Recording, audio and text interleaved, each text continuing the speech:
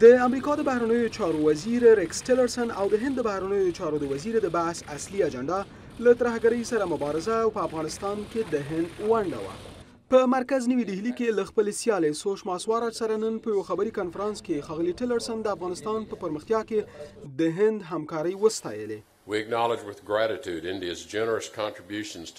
مونږ په مننې د سلما بند او د افغانستان د پارلمان ودانۍ د جوړولو او د هغو 3 میلیارډو ډالرو انکشافي مرستې څخه چې هند کړي دي د افغانستان په پرمختیا کې د هند له سخاوت نه ډکو همکاریو څخه مننه کوو.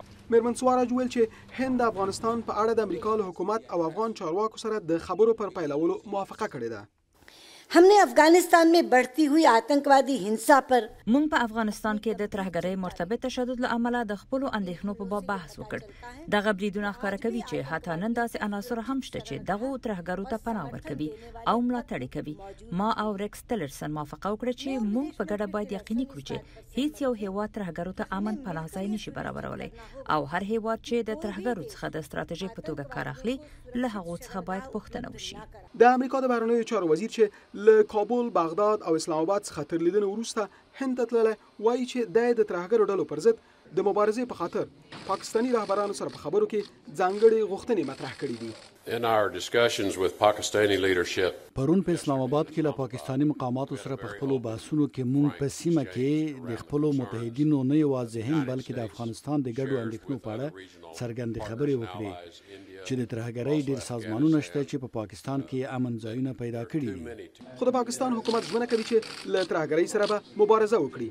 په اسلام آباد کې ښاغلي ټیلرسن ته د پاکستان د صدر اعظم توضیحات.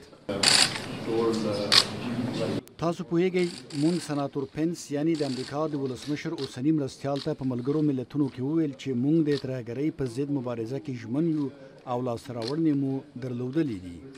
له بلې خوا د افغانستان ولسمشر محمد اشرف غني د ترهګریزو بریدونو د زیاتېدو له امله پاکستان ملامته کړی دی او ویلي دي چې اسلام آباد له کابل سره د سولې د پروسې په ارتباط همکاري نه ده کړې. Where we have not had progress. له کوښښونو سره په هغه څانګه کې چې مونږ پرمختګ نه دی کړی له بده مرغه هغه پاکستان دی. مونږ د سولې او خبرو لاس اوږد کړی دی خو له بده مرغه مونږ بحران او د بحران زیاتېدل ولیدل. د امریکا د بهرنیو چارو وزیر په کابل کې هم پر پاکستان غږ کړی و چې د ترهګرو پر ضد جدي مبارزه وکړي او د هند اقتصادي همکاري د افغانستان د راتلونکي لپاره اغیزمنه بللې وه.